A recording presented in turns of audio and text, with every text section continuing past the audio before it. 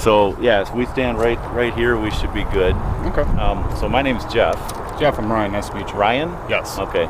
So my question I give everybody, it doesn't matter, like, whatever, we're all going to die someday, right? Yes. I mean, what do you think happens next? And then I follow it up with, like, well, how did you get to your beliefs or doubts or wherever you're at with that, Okay. you know?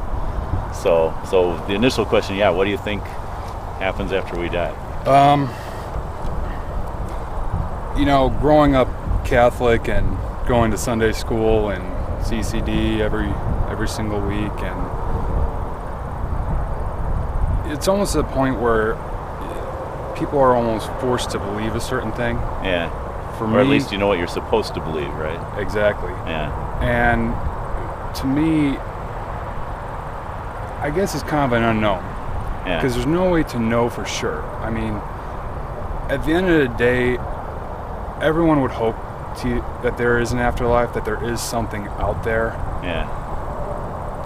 If there's not, then there's not. I don't think that there's one side or the other. I just think that, living a life that you're kind to others and accepting of others is better than just believing what you think is right based upon what book you believe in or what scripture you believe in.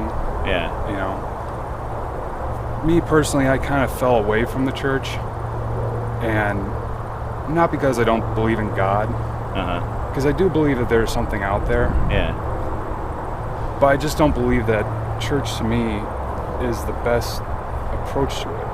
Like I said, I just believe that accepting people and being kind to others is the best way to go about life, just in general.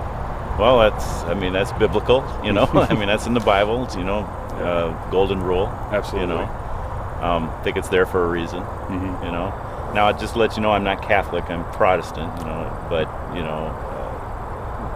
have you read the Bible much, or do you feel like you gave it a chance, or? I have. Like I said, basically Sunday school and for 7 years, so I have a very... Did you go to like a Catholic high school or Catholic no. schools? Okay. I went to public school, but they have a program where every Wednesday they have classes for the church I went to. So from I think it was like 2nd or 3rd grade up to I think 7th grade.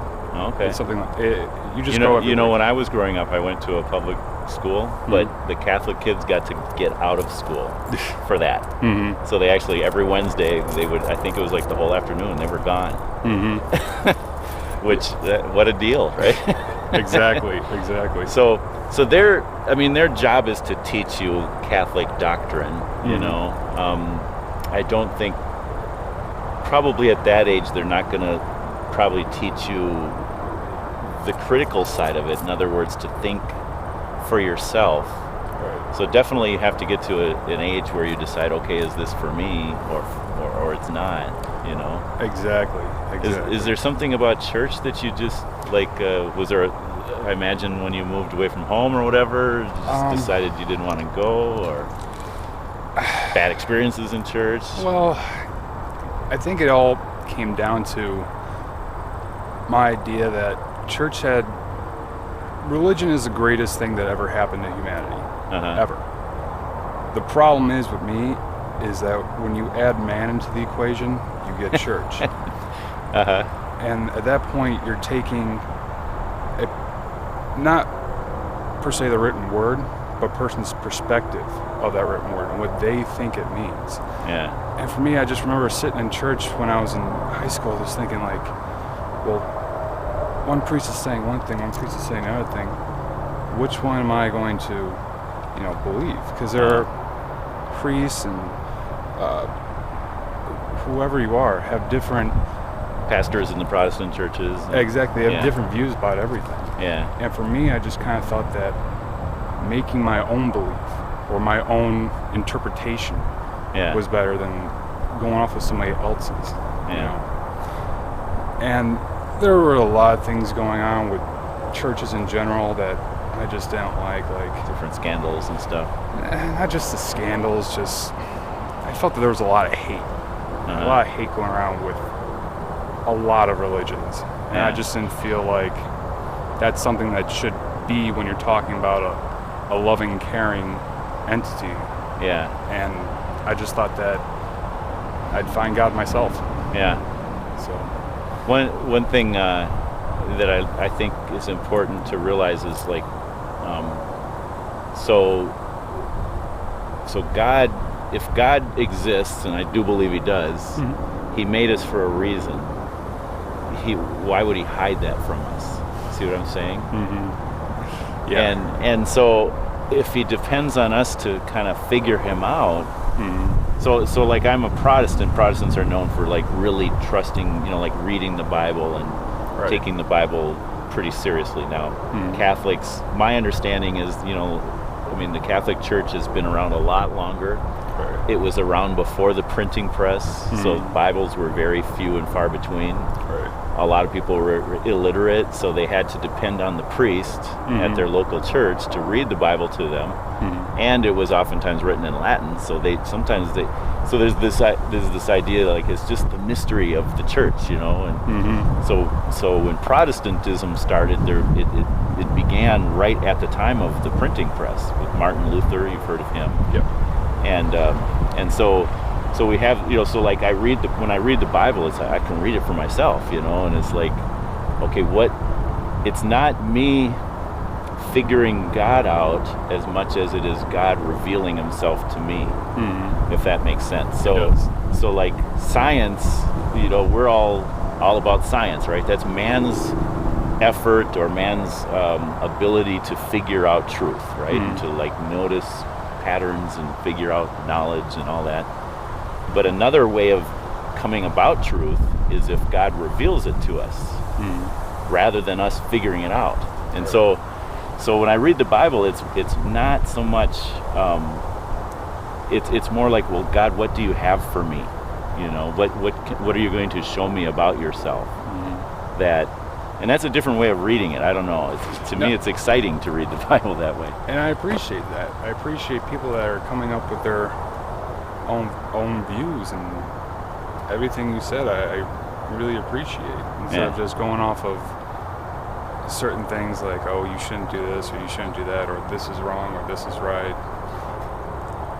I think that God put us here, or if there is a God, there's an entity out there, that we're here for a reason. Yeah. And maybe I'm wrong. Maybe that's just my belief. I think you're right.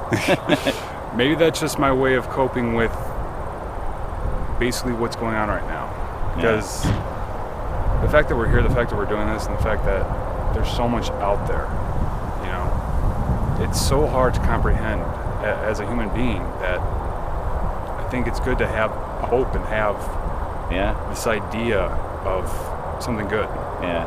Having a purpose. A lot of times people criticize religion, atheists will criticize believers of any sort for just like, oh, you just want to have hope, or it's just a crutch, It's like, yeah, I want hope. I mean, why not? and I'll even go as far as saying, yes, I want a crutch because I'm weak. It's human I didn't nature. bring myself into this world. I guess I could commit suicide, but I can't control where I'll go afterwards. So I want to believe. I mean, I'll even admit I have confirmation bias. I want to believe God exists.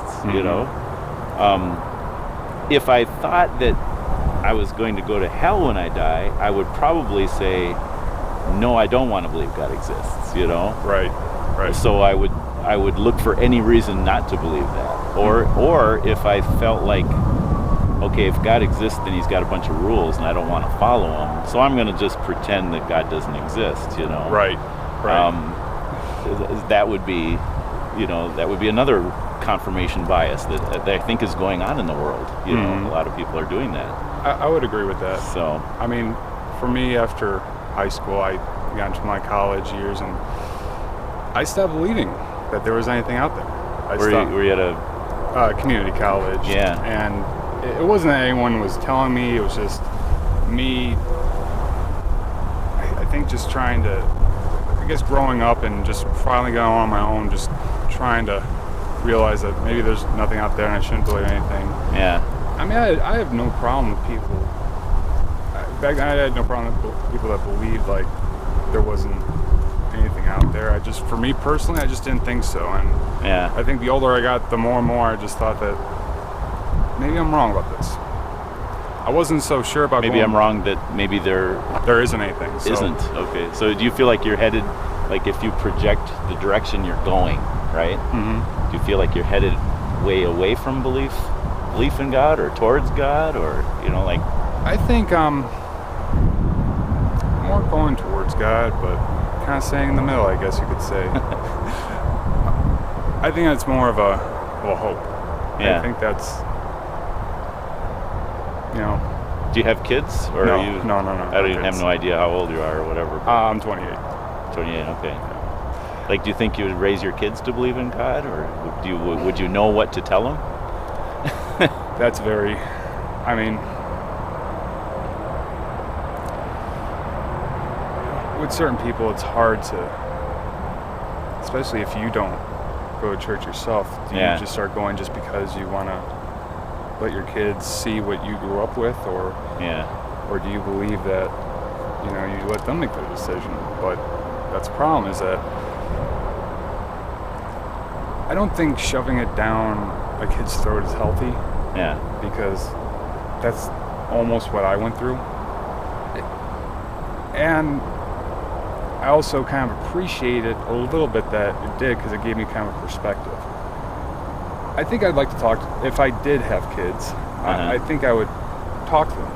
Yeah. And just basically let them know, like, what my viewpoints are, and what's out there. Yeah. If they want to go to church, I wouldn't have a problem with going with them. Yeah. But I would try to give them a start and let them know and see. And if at a certain age it wasn't for them, I don't think I would push the issue. Yeah. One of the things I think about is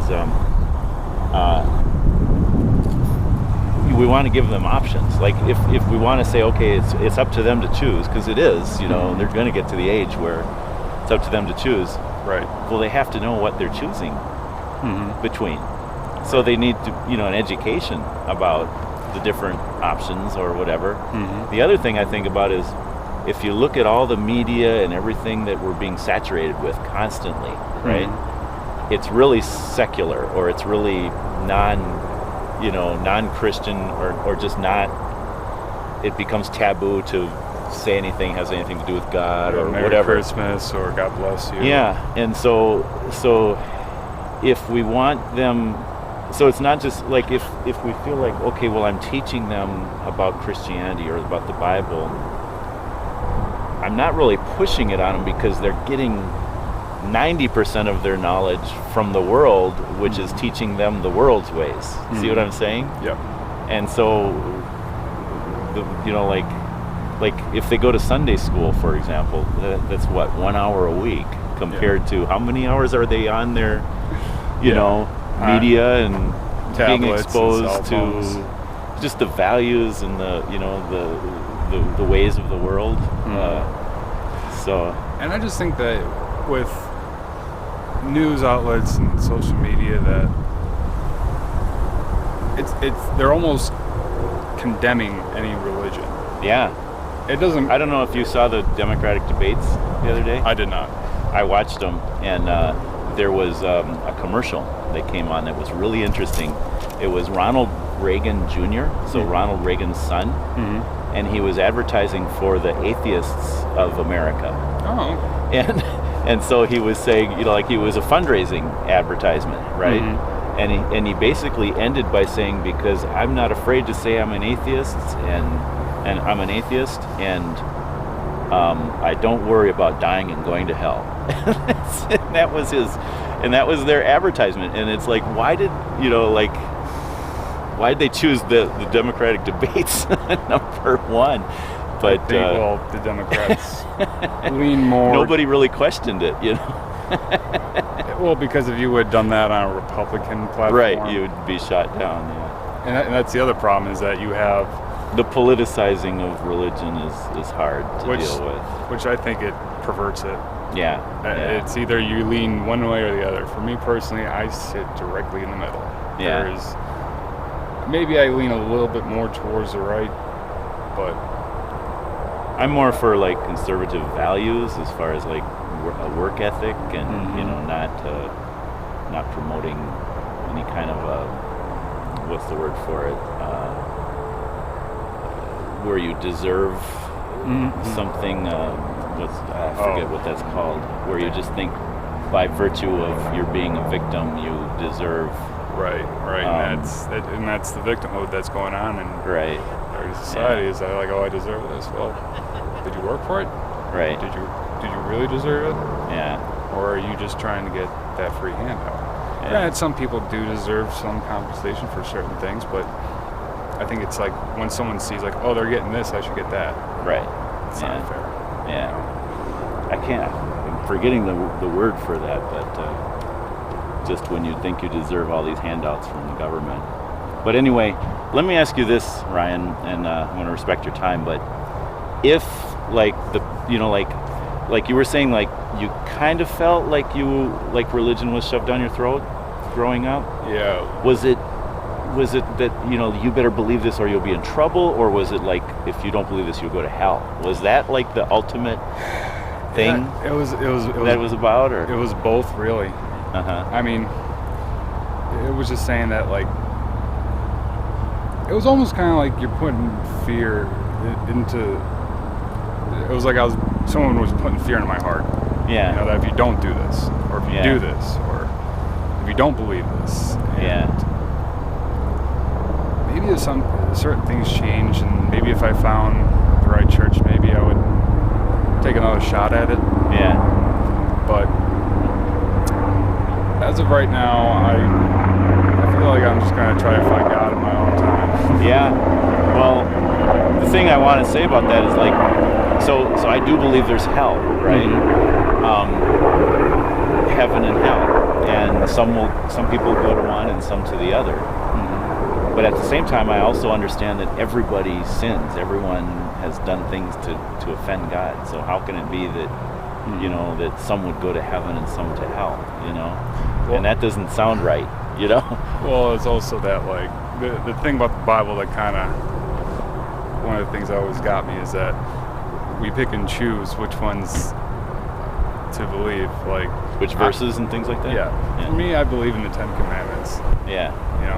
Because there's stuff in the Bible like you can't wear two different kinds of animal, or, I mean, if that's the case, then me and you are both going to hell in that case. Right. And that's actually like, it takes a little bit more study of the Bible, and a lot of that is like a lot of people have gone back to the Old Testament laws that were meant to make to differentiate the Jewish people who came out of Egypt from all of the idol worshiping societies around them, and to say this is a special people that is following God. And so they have all these rules. And they actually had like 600 some odd rules, that they've counted up. And so that was the ancient Israelites, right? And so when I read that, I'm not Jewish by religion or by ethnicity or anything like that. I'm a Gentile, which, if you're not Jewish in the Bible, you're a Gentile, right? Right. And in the New Testament, it talks about how Jesus came for all people, but that he came through the Jewish, through Israel, as God's kind of like, what's the word for it, when you have a prototype, as God's prototype, right? And so the prototype of the Old Testament was the Jewish nation, and God demonstrated how he blessed them or cursed them at times for not following him, and just all the different ways God worked in their lives. And so I see that, and then I see in the New Testament when Jesus came, he came for all people. And so I, as a Gentile, I am very glad actually that I'm not Jewish, because I'm glad I don't have to follow those rules. The 10 Commandments, though, are given as moral rules. So let me ask you this: how would you do?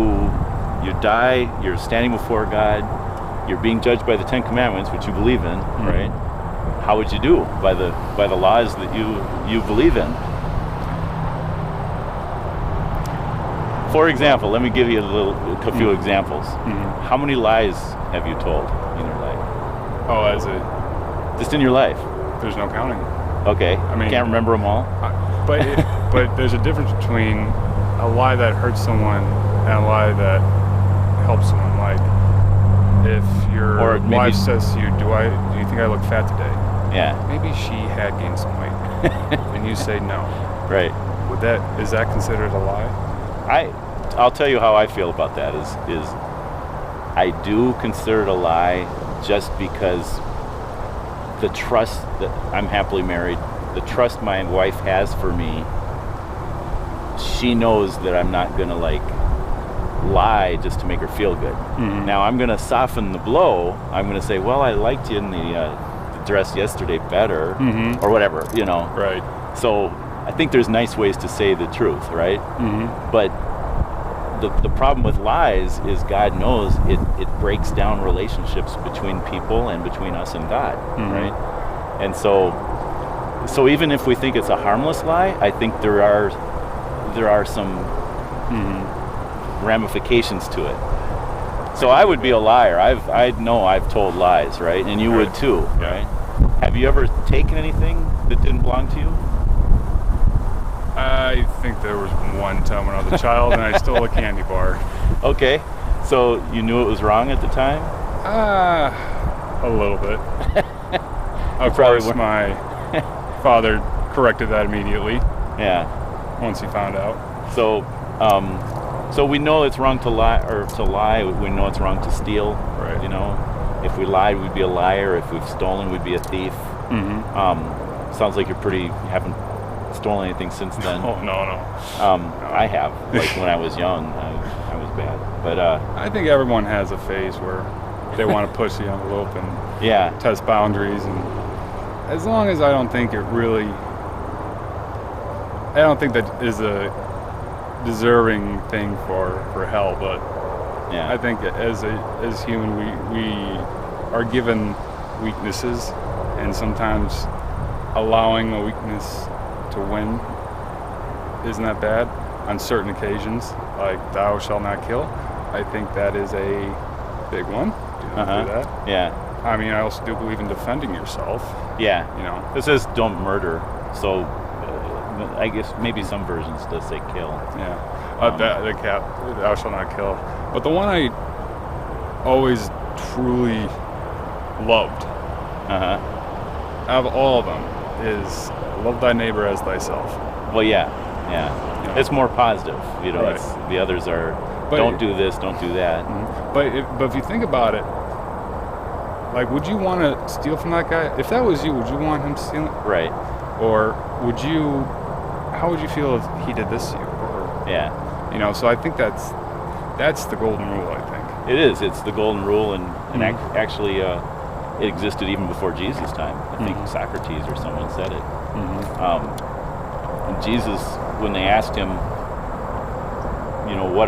what's the greatest command? He said, well, there's two. He said, love the Lord your God with all your heart, mind, and soul. And the first 4 commandments of the 10 commandments actually deal with our relationship with God.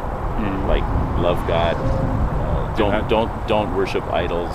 Do not take his name in vain. Yeah, and then love your neighbor as yourself. Kind of is the other 6. And so it's like don't lie, don't to your neighbor, don't murder, don't steal, don't commit adultery, things like that. Murdering, then Jesus expanded on the 10 commandments and he was teaching about them, and he said, you've heard it said that you shall not murder. Well, I say, if you have anger in your heart towards your brother and you call him a fool, you're in danger of the fire of hell. Right. And so to me, it's like, wow, Jesus was really serious, He was actually more serious than the original law of don't murder. It's like, don't even call anyone a bad name. Right. And then he said it's wrong to commit adultery. But he said, but I say to you, even if you look at a woman with lust in your eye, you're committing adultery in your heart. So it's what we're thinking too. Right. What we're saying, what we're thinking, And that kind of comes down to, but with that, what's going on in your head and what's going on in your mind's eye is that you're almost training yourself to be a good person at that point. Yeah. And I appreciate that. Yeah. It's good to have the guidance. It is. And here you don't have to agree with me, but here's the kind of the view of why is it so important, right? Is that God loves us. He wants us to live the best life possible. The 10 Commandments are a way to do that, right? But he also loves justice. And so he doesn't just give us laws for our own benefit to live a great life. He gives laws because it's the right thing to do, and if we break them, there must be a consequence. So justice means the punishment must fit the crime. Right. And so if we break God's laws, we're not just sinning against our neighbor, you know, we're sinning against God. Right. And so the idea with, okay, what's the right punishment for that? I mean, I do think God intervenes in our life in different times and teaches us and helps us to be better people through our experiences. But ultimately, it's kind of like the Garden of Eden, and they, you know, like they bit from that tree, that forbidden fruit. It's like, what's so bad about that? Well, God said don't do it. Right? And ever since then, everyone's had this God-given conscience. And so we all know, our conscience tells us, even if we didn't know the 10 Commandments, we would basically know these things. And yet we do them anyway in different ways. And we're always trying to come up with excuses, you know, why it's okay for us and not for someone else, right? Right. And so if God is good, which means he does believe in justice, because we know justice is a good thing, the punishment must be paid. We can't, and when we do good, we should do good anyway. You seem like the kind of person that, like, you just do good because it's the right thing to do, right?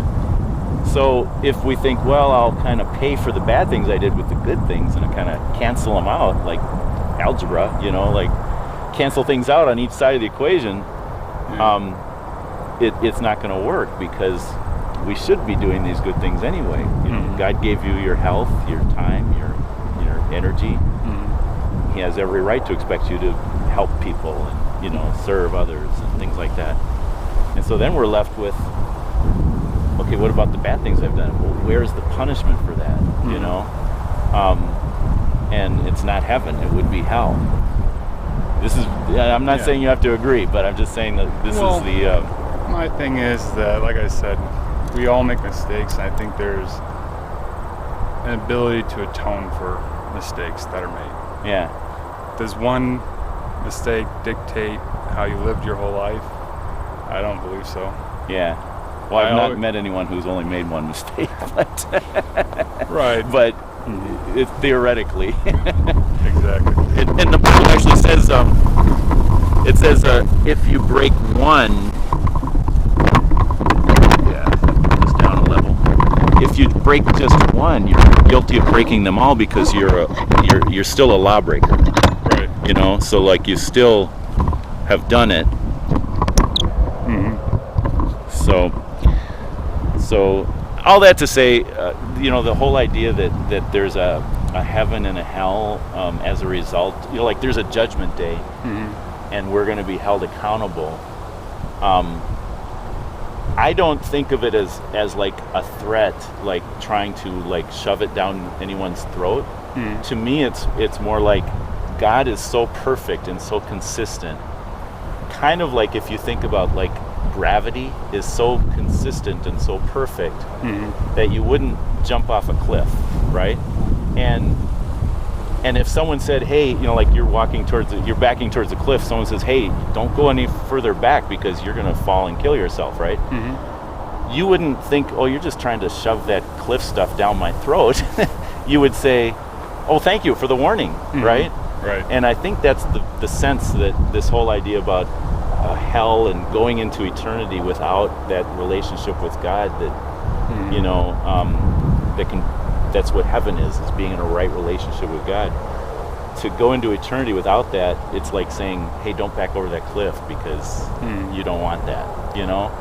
So that's how I see it. I don't see it as you're going to go to hell, you know, if you don't do this or that. It's a fair assessment.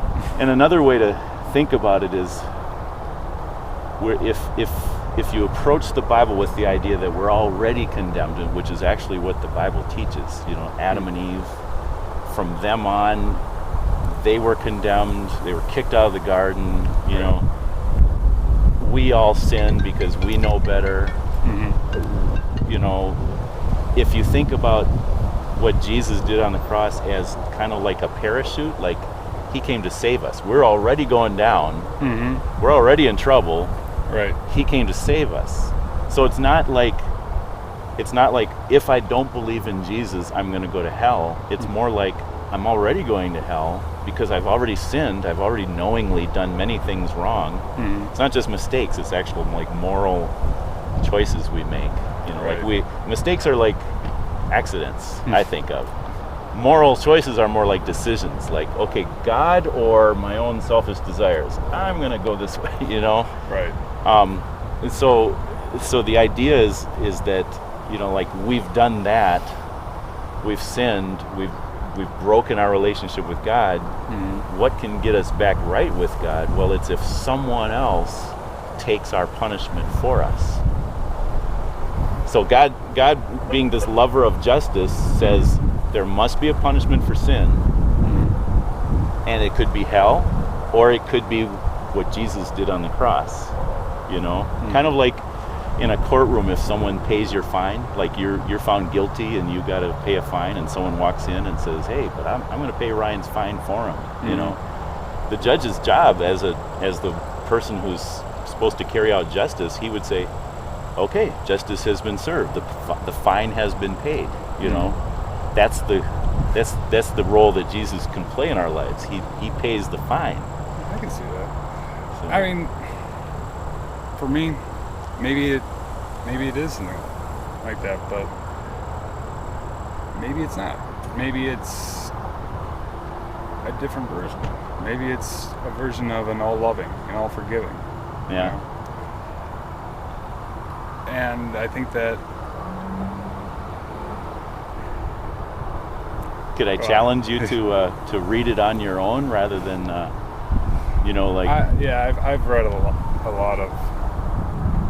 Like I said, I've read a lot. Like when I talk to people like this a lot, and most people's opinions of the Bible are based on other people's opinions, rather than have you read it on your own. Like if you heard it growing up, like that was the you then, and your understanding then. Oh yeah, well, and you're a different person now. You know, so and it's your memory, and it's like, you know, for example, like I mean, I've been reading the Bible pretty steadily since I became a Christian in my late teens. But even reading it steadily, because you're not always, it's a big book. It's many books actually, and the Gospels. If you were to ask me at a certain point, and it was only about 10 years ago, what did Jesus mainly preach about? I might have said something like, well, mercy and forgiveness and love, and kindness, you know, and so I heard someone claim Jesus taught more about hell and the threat of punishment, or the warnings, not the threat, the warnings of punishment for disobeying God, more than he talked about heaven. I would have said, get out of here. You're that's crazy. He's always talking about heaven, the kingdom of heaven, you know. And so I read through real quickly the four Gospels, you know, the Gospels, and the stories of Jesus' life, and took notes. And it was like, whoa, he's really serious about, you know, warning people about punishment and hell, and yet he's not known for that. You know, how could someone be that like fire and brimstone of a preacher, and I think the reason is because he gave his life for us. You know, he didn't just like preach at people and then leave. He preached at people and said, and then he gave his life, you know, on our behalf. So it's kind of like he put his money where his mouth, or his, you know what I'm saying? Like he really he proved himself, you know. So maybe I will take a look at it. Revisit that. Yes, but and like I say, the Bible's many books, 66 books. You know, really start with the. Well, depending which Bible you're reading. Yeah, Catholic is what, 70 something. It's been a long time since I studied 70. it. I think there's 8 extra or something like that. They're all in the Old Testament. But Old Testament, New Testament. Yeah. But really focus on, well, because Jesus is the central person of the Bible, you know. That's one thing I didn't get growing up either, is it's also like I could see that, but at the end of the day, the Bible was written by man. It was written by a lot of men. Yeah. Well, not just a man, all men. And then even if you read the King James Bible, King James basically rewrote it himself. Well, I mean, he had it translated into the King's English. Well, so he also edited a lot. I don't know. I've heard, of course, different things about that. I've heard a lot of scholars, that I really trust, say it's something that we can depend on. So there are, I mean, there's the King James version, and there's modern translations, which I can understand better. Right. And I challenge you to look into that. Find out. The way I look at it is so God worked through these different people. One of the reasons I'm so convinced about the Bible is because the way all of these books written by different people at different times in history all work together so well. There's this big story of man falling out of a right relationship with God, and God pursuing him, and pursuing us and showing us and dying for us, like Jesus was predicted throughout the Old Testament. Things like that. Like there's just, it all fits together. Right. And it's like, how could all of these people have known what the other ones were going to write? And it's not like the church picked and chose certain verses, because when you take a whole book, you take everything that's in that book, and you accept it, because there's multiple copies of these different books. So they can't just say, well, we're going to cherry pick certain parts of the Bible and put it in the Bible, or parts of certain writings. Right. So to take these whole books and have them fit together the way they do, to me, I believe it's a miracle of God, and I also believe, and I'm actually a high school history teacher, so I kind of know how, like, I've looked into, like, how did the Bible come down through history and stuff like that, and I think that's miraculous too. It's like, if God really wanted us to hear his word, why wouldn't he protect it through history, Right. So. And it could be something like that. It could be. Like I said, maybe religion will come into my life at some point again. Maybe it won't. Yeah. But maybe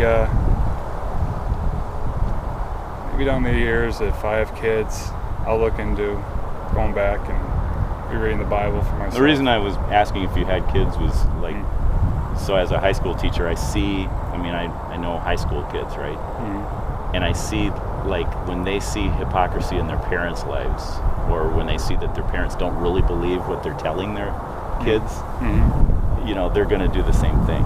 Right. And so I encourage everyone to, get it, you follow, seek after God now while you can, and develop your own relationship, your own belief system, so that when you do have kids, you're ready to, like, say, this is what I believe, and live it out, rather than, okay, now that you're here, I think I'm going to, like, start to take it. So I guess what I'm saying is, like, if you pursue God now and you think there might be kids in the future, you're not just pursuing God for yourself, you're doing it for them, It's not just you that's affected by it.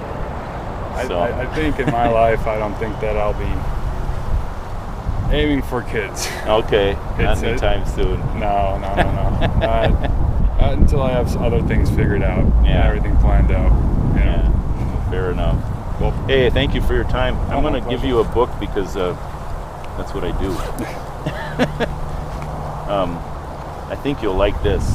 It just talks about, like, can we trust the Bible, where to come from, like, what does it say about Jesus, things like that. And again, I feel like we're always hearing from the world's point of view and the skepticism that's out there. Well, what's the other side to the story, Right. So hopefully that'll help. So, and here's my card, too, so you can see the YouTube channel